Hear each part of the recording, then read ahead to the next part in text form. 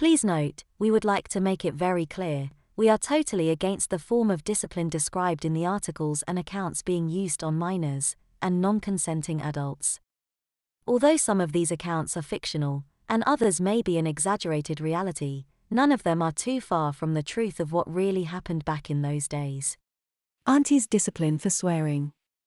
My third experience of corporal punishment in my life was delivered by my auntie. My brother, Felipe, and I were staying with her, as our parents had gone away for the weekend to celebrate their wedding anniversary. If you can call what happened an overreaction, as I do, and did at the time, the stress of managing two unruly youngsters for my aunt, who was quite a bit older than her brother, my dad, perhaps explains it. We had to share a room at her place, which we didn't like at first. But as we sat up late talking, there was a lot of giggling and laughter. Twice, my aunt knocked on the door and told us to be quiet, which was fair enough as her room was next to ours. At last, she commanded silence on the threat of punishment. We made it about 5 minutes before the door flew open again. The talking is bad enough. But the language I hear coming out of you two is a disgrace. We blushed. We'd been swearing like sailors and not even realizing it. We didn't swear in front of our parents, but would let our filters down at our auntie's place. Your father gave me full permission to punish you as I see fit. You'll be returning to bed with sore bottoms tonight. Downstairs, both of you. In silence, we sloped down the stairs and followed our aunt into the living room. Wait there. She disappeared into the kitchen. A moment later, she was back with a flat, wide wooden spoon. Felipe's eyes widened, and my heart began to beat against my ribs. Who is first? She asked. My brother stepped forward, and I was impressed with the dignity with which he comported himself. There was no crying or begging. He stepped forward with his head held high and volunteered to go first. I won't humiliate you by letting you see each other chastisement. May I wait in the kitchen? I went to the kitchen but, of course, I kept the door open just a crack and peeked through. I watched as my brother was told to kneel on the sofa, which my auntie had aligned with another chair. The sofa arm and the chair arm were together and, draped over the arms, your bottom would be pushed up. I watched through the crack of the door as Felipe obeyed, again with impressive calm and dignity. I hoped I would keep my cool so well. My auntie raised the spoon and began to smack Felipe's bottom with it. She raised her arm high and brought it down hard and fast, again, and he trembled on each impact. I'd quickly seen enough, pulled the door to and sat at the kitchen table, aghast at what was to come for me. The sound was awful. Crack, crack, crack, so many whacks. I began to watch the clock, and only then did I realize how late it was.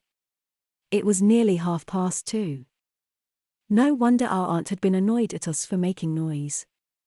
For 5 long minutes, I heard my aunt Bellable poor Felipe with that spoon and, his resolve broken, I heard him cry out. Ow! Ow! Ow! Near the end. At last, the sound stopped, and I heard my aunt say, "Fetch your sister." Felipe came in, limping, his eyes wet with tears and clutching his rear end. "Go on," was all he managed to say. I entered the living room, my heart about to burst.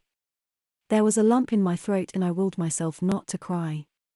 Right, there is no favoritism in this house. You will be treated the same as your brother. I want you bent over these arms on your knees. And she tapped the chair arms with the spoon. I did as Auntie told me, praying Felipe was not doing as I had done and watching me in my humiliation. I felt sick with nerves as I climbed onto the sofa and lowered my stomach onto the chair arms. I noted that this position was, at least, more comfortable than standing on my feet, bent over the kitchen table. 5 minutes of this should clean out your mouth, she said grimly. The spoon stuck my left side, then my right. The first blows were not really painful. But after about 90 seconds, every inch of my bottom had been smacked and the blows continued to rain down. The spanks of the spoon that had already been hit hurt a lot, yet still, they continued. At last, I cried out in pain, something I'd never done while being slippered. The blows on already bruised flesh were just too much. Tears welled up and I remember saying, "Please, enough." There was to be no mercy. I guess it was 5 minutes she beat me for, but I was in too much pain to really think by the end. It was agonizing. At last, it was over. Auntie called Felipe in. My brother entered, and now I was the emotional one and he had time to calm down. He was, however, still clutching his bottom. "Back to bed. Not one word out of you till morning," said my auntie. As soon as I was in bed, I burst into tears. The punishment, I felt, had been excessive for the crime. A few smacks for swearing might have been in order, but this was a serious beating.